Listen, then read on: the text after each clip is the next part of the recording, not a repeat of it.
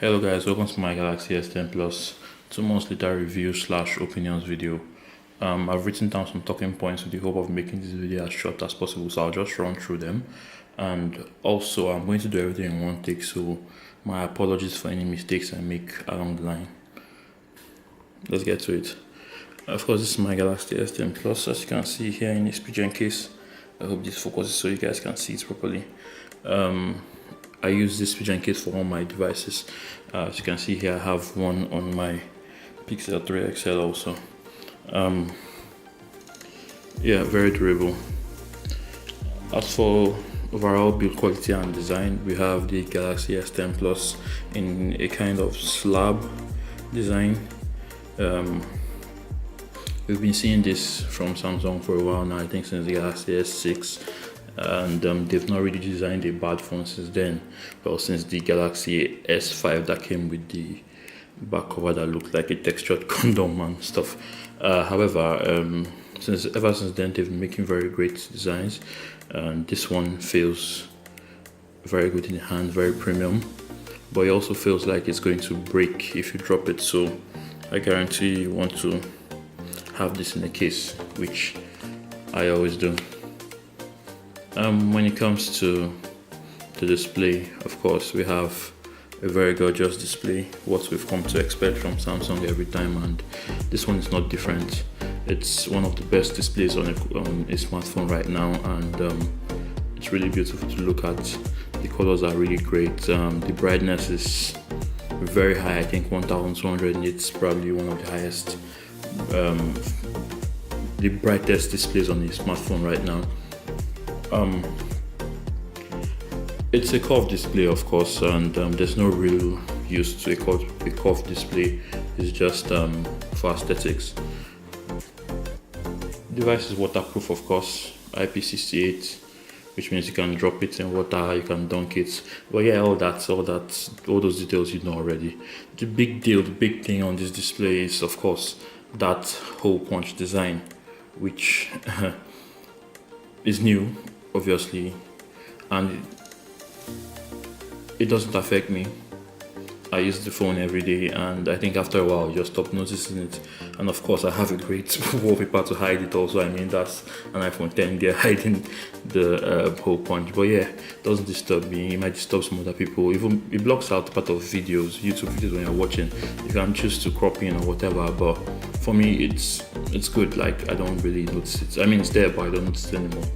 When it comes to performance, the S10 Plus performs like a champ. There's nothing else to be said about that. Like, it performs very, very well. One UI, which is the new skin that Samsung has put on top of Android, is great, and I like it. In fact, it's one of the reasons why I got this phone, because of One UI. I always felt like the S9, Note 9, and others had this heavy skin, which is TouchWiz, which was just bogging down the entire performance of the phone. But for One UI, what we have here is very fast, very responsive. There's no lag whatsoever, and that's really great to see from a Samsung device.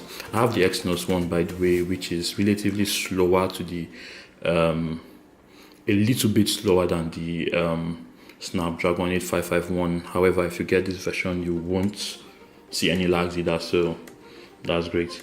When it comes to software features, One UI has some tricks up his sleeve, and that's dark mode, for instance, which is one of my best features. Just toggle that here. See, that's night mode. Yes, and this is how I like it. This is how it should be used.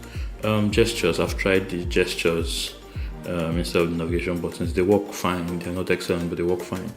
Navigation buttons are customizable, and that's very good for someone like me coming from a OnePlus device.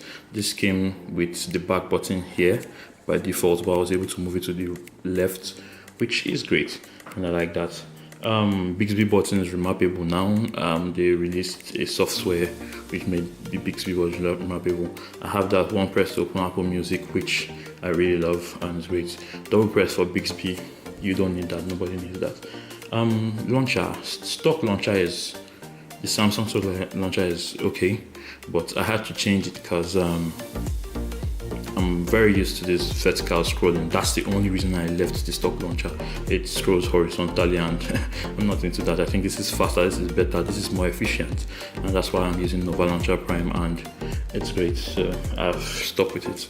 I like that you can toggle the display between 2K and Full HD to save battery life, which I'm sure some people will do, will put it on 1080p. I had it on 1080p for a very long time, but I switched it over to 2K mainly to measure the difference in battery life. However, I noticed a little bit of difference in the screen quality. I see less of the pixels, which is actually the point.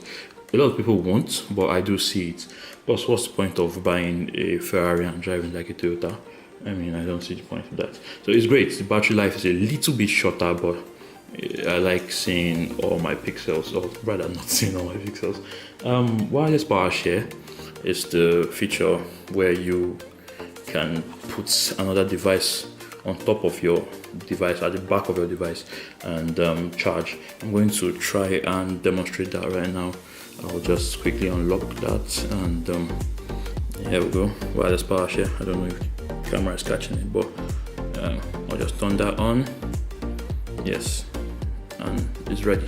So what I'll do here, I'll just get my Pixel 3 XL out of the case, and there you go, charging. I'm sure you guys can catch that. As you can see here, wirelessly charging. I'll just put that off, turn this on.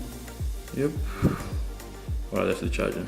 So it works. Yeah, it's not super fast, it's not crazy fast or anything, but it works, and it's good to know that it works.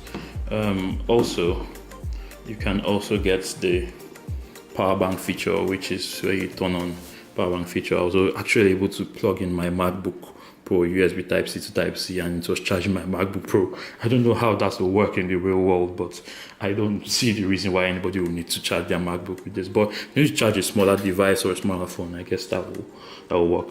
Battery life has been great, really. It's one of the best things about this phone, and the battery life is very, very good. And I'm going to show you guys here a real world battery life test or whatever. As you can see here, I believe I have 89% left. I'll take a screenshot and see if I can add this screenshot to the video. Fingers crossed. I'm not really good at video editing, but I'll see if I can do that. However, yes, as you can see here, I have 3 hours 46 minutes of screen time, and I have 68% remaining, and that's just fantastic. Really is. So battery life, you'll never complain. Even though I use it mostly on Wi-Fi, but on 4G you get just a little bit less time, so generally it's good. Charging speed is good, it's really good. It comes with a fast charger, it's adaptive, so it's good, but compared to the OnePlus 60, it's it's not a match. And that's charge, warp charge is even faster, but yeah, it does the job. The last thing I want to talk about is camera. Of course, we know that we have the 3 camera setup, which is the main camera, the telephoto camera, and the wide lens.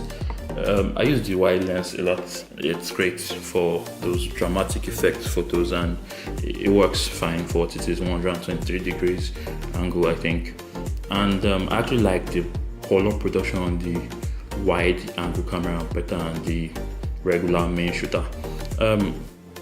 However, I decided to talk about camera last because it's what I'm least impressed about. I don't know why a phone with such great hardware will take pictures that are not good enough. However, I know for a fact that the problem is the software, not the hardware. So you have a fantastic hardware here, because I tried the Gcam mode on the Samsung Galaxy S10e, the smaller version, and it worked great. The difference in the photo quality was really glaring, like night and day. So I know this phone has great camera hardware, but that software lets it down. So if a good Gcam mode comes to this, there's no telling how great it can do. However, right out of camera, I'm going to give it like 7 over 10 at best. And plus, I'm comparing it to something like this big boy here, and this guy is 10 over 10 every day. Google Pixel 3 XL, yeah, every day. Camera, the photos are just brighter, which some people will actually like, but for me, I feel like it's not a great camera overall. The camera has a dedicated night mode, and I'm just going to show you guys here.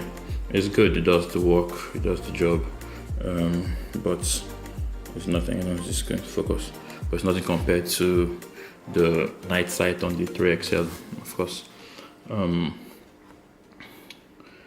That said, the front camera is worse. I'm sorry, it's not great. Photos appear grainy, noisy, appear soft. It's not good, but as I said earlier, I'm sure a Gcam mode will fix that. And finally, I guess I have to talk about our fingerprint sensor. The fingerprint sensor is an ultrasonic sensor, and it works very well.